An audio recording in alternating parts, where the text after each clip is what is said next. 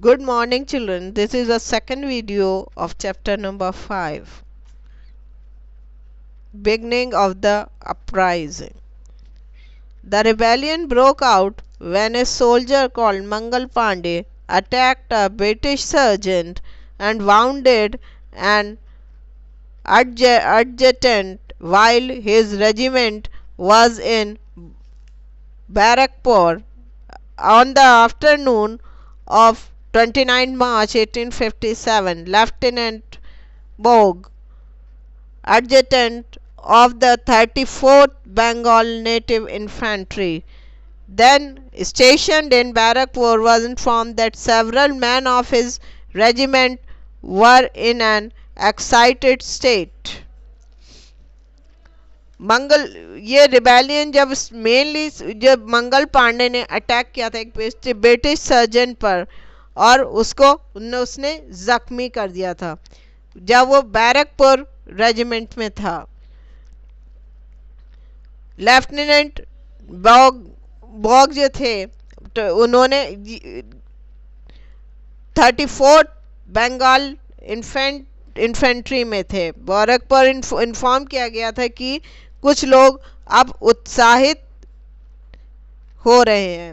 Further it was reported to him that one of them Mangal Pandey was pacing in front of the regiment guard room by the parade ground, armed with a loaded musket, calling upon the man to rebel and threatening to shoot the first European that he set eyes on. Mangal Pandey उन्हें समझाना चाहते, उन्हें ये बता रहे थे कि वो गार्ड रूम के सामने परेड ग्राउंड में आर्म्ड थे फुली, और वो अपने साथियों से भी कह रहे थे जो भी यूरोपियन दिखाई दे पहले उसको मार दो। Testimony at a subsequent inquiry recorded that Pandey unsettled by rest among the spies and intoxicated by a narcotic bhang. वो उन मंगल पांडे पे ये भी आरोप लगा रहे थे कि वो उन्हें इंटॉक्सिकेट कर रहे हैं, वो एक तरह का उनको नशा चढ़ा रहे हैं। Has seized weapons to run to the quarter guard building upon learning that detachment of the British soldiers was dismarking from the steamers near the cantonment। और वो उन पे ये भी आरोप लगाया गया कि जो इनसे ब्रिटिश सोल्जर से हट रहे हैं वो सारे स्टीमर से अपने कंटेनमेंट में अपना वेपन्स पहुंचा रहे हैं। Baugh immediately armed himself and galloped on his horse to the lines. Pandey took position behind the station gun which was in front of the quarter guard of the 34th, take aim at Bog and fired. Lieutenant Bog फौरन वहां पर गए अपने घोड़े के ऊपर। फिर वहां जाके जैसे ही इन्होंने देखा, मंगल पांडे ने देखा, तो उन्होंने फौरन इनके ऊपर इमीडिएट फायर कर दिया गन स्टेशन के पीछे से। He missed Bog, but the bullet struck in his horse in the flank, bringing both the horse and the rider down. उनका डायरेक्ट निशाना तो उनका नहीं लगा मंगल पांडे का, लेकिन उन्होंने वो घोड़े पे लगा, इससे घोड़ा भी गिर गया और राइडर भी गिर गया। Bog quickly disentangled himself and seizing one of his pistol advanced toward Pandey and fired। उन्होंने फिर भी अपने को लेफ्टिनेंट ने संभाला और उसने फिर अपनी गन से पांडे की तरफ फायर किया। He missed, but Bog could draw his sword। वो भी उनसे चूक गया, लेकिन तब उन्होंने अपनी तलवार निकाली।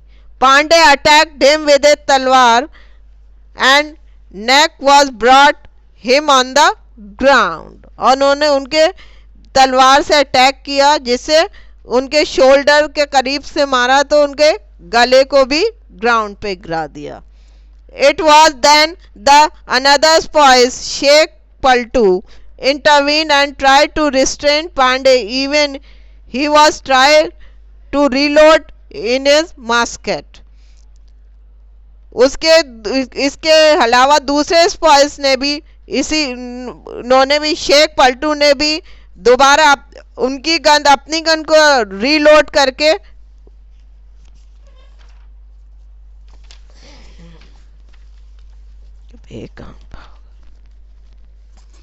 General हेडसी ordered another Indian soldier to arrest Mangal Pandey, but he refused.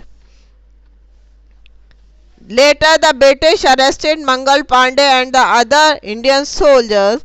The British killed both by hanging them because they had done was thought to be trickery. उन्होंने इन दोनों सोल्जर्स को पहले पकड़वाया फिर हैंग कर दिया, क्योंकि इसलिए हैंग करा गया कि वो सोच रहे थे ये एक तरह से इन्होंने चालबाजी करी है। All the soldiers of the regiment lost their places in the army. On May 10, 1857, cavalry troops, while doing parade at Meerut, broke ranks. जो भी मेरठ में भी उनके ऑल रेजिमेंट्स में लोग थे उनको भी रैंक से हटा दिया गया।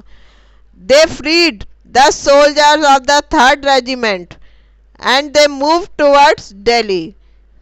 So many Indians of the North India joined these soldiers. यहाँ से इन लोगों ने रेजिमेंट छोड़ के दिल्ली की तरफ मूव किया और वहाँ से नॉर्थ के सोल्जर्स भी इनके साथ जुड़ गए। They entered Delhi fort where Bahadur Shah II, the Mughal emperor, lived and asked him to become the leader of the rebellion. वहाँ पे वो दिल्ली की तरफ बढ़े और बहादुर शाह के फोर्ट में गए जहाँ पर वो रहते थे और उनसे कहा कि वो उनके लीडर बन जाए। He agreed unwillingly. Very soon the revolt spread throughout North India. Important Indian leaders of royal families joined the rebellion. अब इसमें रॉयल फैमिलीज के मेंबर्स भी ज्वाइन कर लिए थे and started fighting the British at several places. और अलग अलग जगह पर वो लड़ रहे थे। They included Ahmadullah, an advisor of the ex-king of Awadh, Nana Sahib, his nephew Rao Sahib, and his retainers Tatya Tope and Rani Jhansi, Kunwar Singh, the Rajput chief of Jagdishpur in Bihar, and Firoz Shah, a relative of the Mughal emperor Bahadur Shah. Rebellions में ये सारे Royals शामिल हुए थे। At the beginning of the British was slow to respond. Then they took very quick action with heavy force. पहले तो उन लोगों ने ब्रिटिशर्स बहुत स्लो रिस्पॉन्ड कर रहे थे, लेकिन बाद में उन्होंने एक्शंस तेज कर दिया और भारी फोर्स के साथ। They brought their regiment from the Karaman War to India. They also redirect many regiments that were going to China to India. कैरमन वार से भी उन्होंने रेजिमेंट्स बुला लिए और जो रेजिमेंट चाइना जा रहे थे उनको भी रीडायरेक्ट कर दिया। The British forces reached Delhi and they surrounded the city from 1st July 1857 until 31st August 1857. Yes जो चाइना से आर्मी आई थी, रेजिमेंट्स आए थे, इन्होंने ब्रिटिश आर्मी ने दिल्ली को घेर रखा था 1 जुलाई से लेके 31 अगस्त 1857 तक। Eventually, street to street fight broke out between the British troops and the Indians. Ultimately, they took control of Delhi. फिर वहाँ पर दिल्ली में अब इंडियंस और ब्रिटिशर्स के बीच में, रिबेलियंस के बीच में स्ट्रीट टू स्ट्रीट फाइट भी शुरू हो गई थी। बाद में कंट्रोल ब्रिटिशर्स के ने कंट्रोल कर लिया था दिल्ली को। The massacre at Kanpur July 1857, the siege of Lucknow June to November were also very important. Massacre of Kanpur जो ब्रिटिशर्स ने किया था वो जुलाई 1857 में किया था और लखनऊ को सीज किया गया था June to November 1857।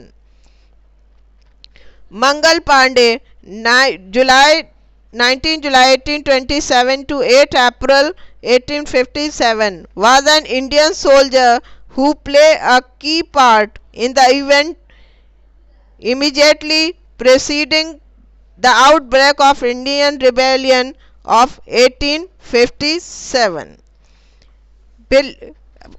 Finally Mangal Pandey जो थे उन्होंने 19 जुलाई से और 8 अप्रैल तक इंडियन सोल्जर्स के बीच में बहुत की रोल प्ले किया था जो ने इमीडिएटली प्रोसीडिंग इससे और ज़्यादा रिबेलियन बढ़ा।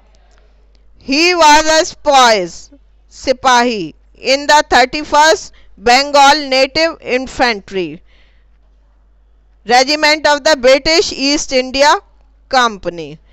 उस टाइम में ये 34th रिबेलियन में 34th इन्फेंट्री में जो थे ये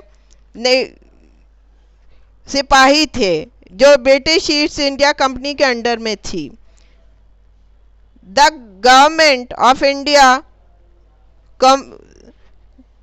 commemorated Pandey by issuing a postage stamp bearing his image on 5th October 1984।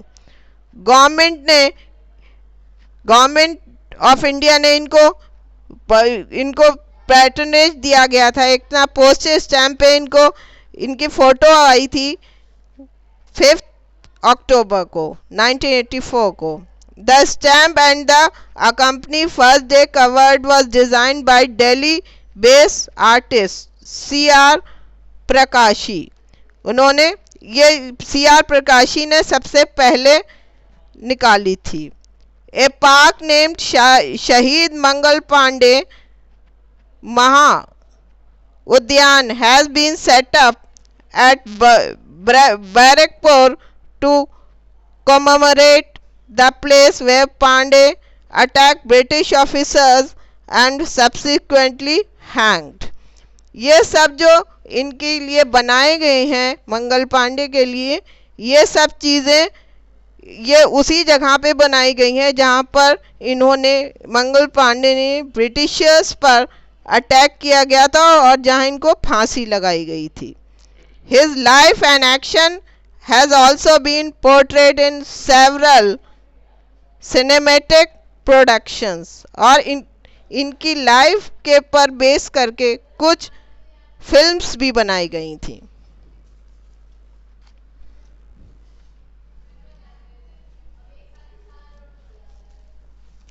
Spread of the uprising। The great uprising spread from Meerut to Delhi and soon spread to North and Central India। ये rebellion जब बहुत तेज़ी से बढ़ना शुरू हुआ वो मेरठ से दिल्ली की तरफ बढ़ा और फिर नदर्न से सेंट्रल इंडिया की तरफ। The revolt of the sepoys spread from Barrackpore to Meerut and then to Delhi। On reaching Delhi, the spies declared Bahadur Shah II as the Emperor of Hindustan। जब ये रिबेलियन दिल्ली पहुंचे तो इन लोगों ने इन सिपाहियों ने बहादुर शाह जफर को the emperor of Hindustan declare कर दिया। Both at Meerut and Delhi the spice killed the Europeans wherever they come across। When the news of the occupation of Delhi by the spies reached Muzaffarnagar May 13, the spies there also rose in revolt। जब ये खबर मेरठ की और दिल्ली की मुजफ्फरनगर पहुंची कि उन्होंने जो भी सिपाही यूरोपियन उन्हें दिखाई दे रहा था वो मार रहे थे, तो वो उन लोगों ने भी रिवोल्ट करना शुरू कर दिया। पंजाब, नौशेरा, हथमर्दान etcetera also join the revolt. फिर आगे रिवोल्ट में पंजाब, नौशेरा, हथमर्दान भी ज्वाइन कर लिए। After the event at Meerut, rebellion erupted in the state of Awadh. फिर बाद में एरप्शन आगे जो बढ़ना शुरू हुआ वो अवध में हुआ, also known as Awadh in modern day Uttar Pradesh, जो आज अब उत्तर प्रदेश कहलाता है, which has been annex barely a year before, जो सिर्फ एक साल पहले ही उनके कब्जे में आया था। Jhansi state was a Maratha ruled princely state in Bundelkhand. When the Raja of Jhansi died without a biological male heir in 1853, it was annexed to the British Raj by the Governor General of India under the doctrine of lapse. Jhansi state Maratha rule के अंदर था जो बुंदेलखंड में है। वो उसमें जब राजा झांसी उसकी डेथ हो गई, उसका कोई बेटा नहीं था, तो उसका जो राज था, उसका जो एरिया था, वो उनके ब्रिटिशर्स के कब्जे में चला गया under the doctrine of lapse. His widow Rani Jhansi Lakshmibai the Rani protested against the denial of the right of their adopted son. उसने उसके खिलाफ आवाज उन्होंने रानी लक्ष्मीबाई ने आवाज उठाई कि उनका तो अडॉप्टेड सन था, उसे क्यों नहीं माना जा रहा। When war broke out, Jhansi quickly became a center of the rebellion. A small group of company officials and their families took refuge in Jhansi fort. फिर जल्दी ही ये जो कंपनी ऑफिशियल्स थे और उनके फैमिलीज थे वो उसी में उसमें ही शरण लेने आ गए थे झांसी फोर्ट में। And the Rani negotiated their evacuation. However when they left the fort they were massacred by the rebellion over whom the Rani had no control. जब वो ये ब्रिटिशर्स वहाँ से निकले तो उन्होंने जो भी रेबेलियन से जहाँ भी इनको दिखे उन्होंने जो मारा ब्रिटिशर्स को, जो रानी के कंट्रोल में नहीं थे। The European subjected the Rani of complexity despite her repeated denial.